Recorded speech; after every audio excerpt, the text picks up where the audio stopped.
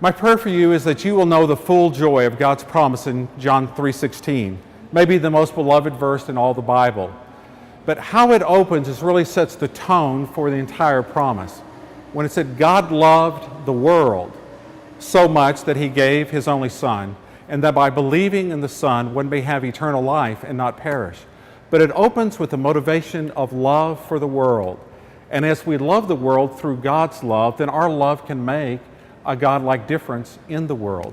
I'm standing at TriPoint, one of Trinity's campuses, and here is a part of the world. It's called Good News Goods.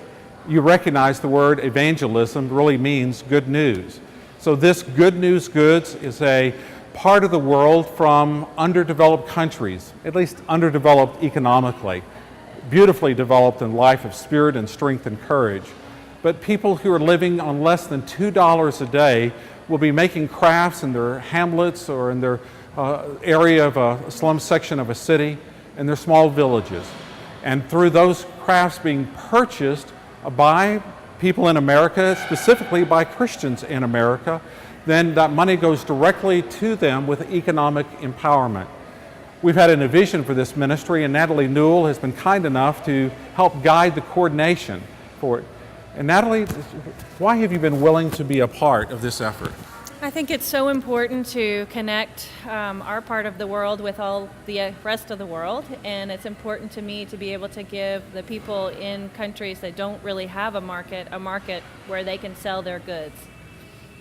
And makes a direct difference in the lives of women and children, and also for men, and the ripple effect in the community. And they're knowing that Christians are doing this on their behalf helps them then to be able to trust God's love for their life, and then to have the experience of God loving the world as we are loving them. Now this helps us because we are really connected inseparably. That is, the people living in each part of the world is a part of who we are as well as we're a part of them. God got that in such a way that for us to understand it and apply it.